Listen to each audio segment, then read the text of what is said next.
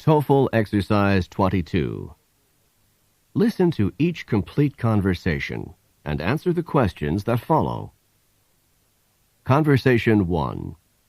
Questions 1 through 5. Listen to the following conversation about a part-time job. I'm looking for a part-time job on campus. Then you've come to the right place. The Campus Employment Office is here just to help students like you find jobs on campus. I'm glad to hear that, because I really need to start earning some money. Let me ask you some questions to help determine what kind of job would be best.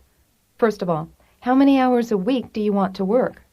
I need to work at least 10 hours a week, and I don't think I can handle more than 20 hours with all the courses I'm taking. And when are you free to work? All of my classes are in the morning, so I can work every weekday from noon on. And, of course, I wouldn't mind working on the weekends. I'll try to match you up with one of our on-campus student jobs. Please fill out this form with some additional information about your skills and leave the form with me today. Then you can call me back tomorrow and maybe I'll have some news for you. Thanks for your help. Number 1. What does the man want to do?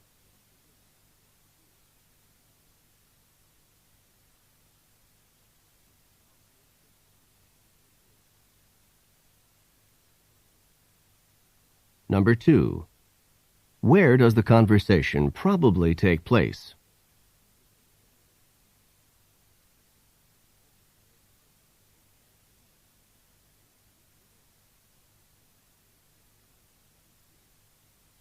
Number 3. How many hours of work does the man want per week?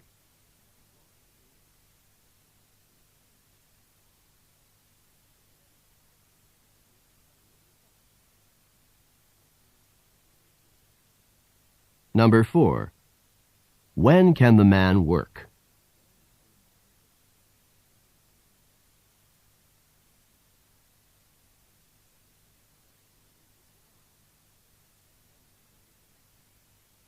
Number 5.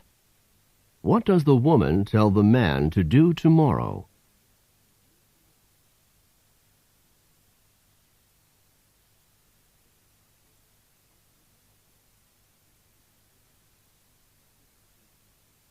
Conversation 2. Questions 6 through 10. Listen to a conversation between two friends. Hi, Jack. It's good to see you again. Are you ready to get down to business again after spring break? Not really, but I guess I don't really have too much choice, do I? And it's going to be particularly hard to get back to work since I just had the most fantastic vacation ever. Really? What did you do? I went kayaking on the Klamath River. Kayaking? Yes, you know what a kayak is, don't you? It's a long, narrow boat, the kind first used by the Eskimos. It's quite popular now on whitewater rivers. Oh, I know what a kayak is. I was just surprised that you would take a trip like that. Weren't you scared? At first I was, but after I learned some techniques for maneuvering the kayak, it wasn't so bad. We didn't start out on the river. We had 3 whole days of instruction in a shallow pool first. Then, when we finally got out on the river, I felt ready for it. Did you spend the nights camping outside on the ground? That alone would make the trip unappealing to me. Oh no, the accommodations were fantastic. Each person on the trip had a private cabin, and the facilities included a hot tub, a lodge where you could have a drink and relax, and a top-notch cafeteria with great food. Now that part of the trip does sound good to me. But I don't think I'd like the part that involves riding through rough water in a small kayak. Oh, you should try it. I know you'd like it. I'm going to do it again myself as soon as I can afford to spend the time and the money. Well, better you than me. Number 6. When does the conversation probably take place?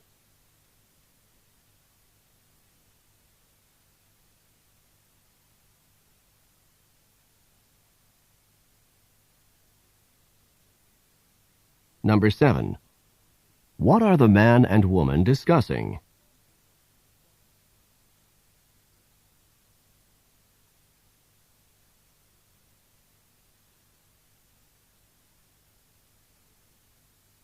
Number 8. How much instruction did the man have before going out on the river?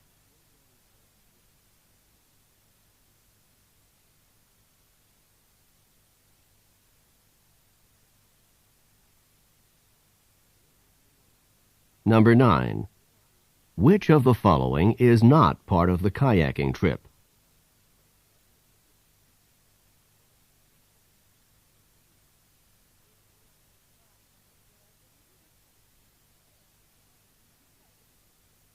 Number 10. How does the woman feel about taking a kayaking trip?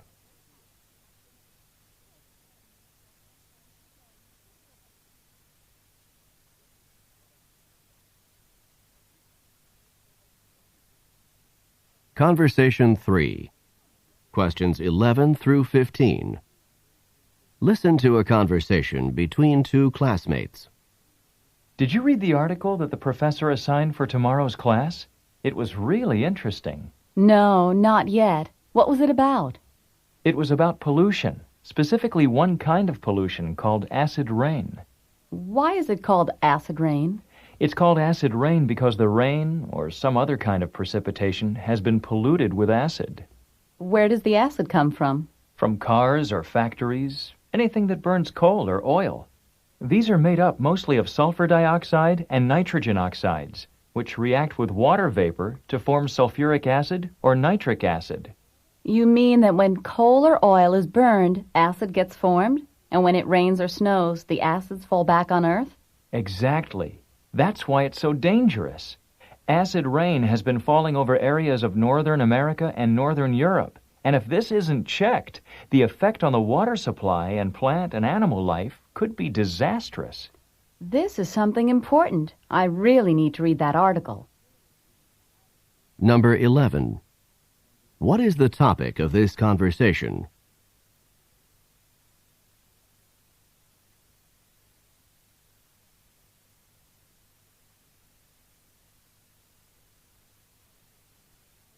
Number 12. What energy sources cause acid rain?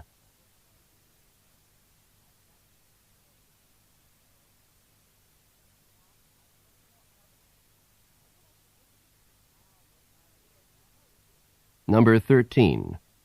How is sulfuric acid formed?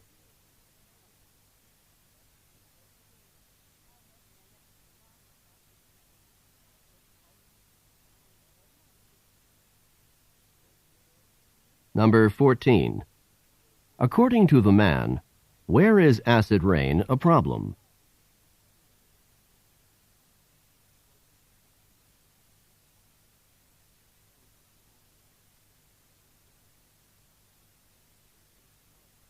Number 15. What action does the woman think she should take next?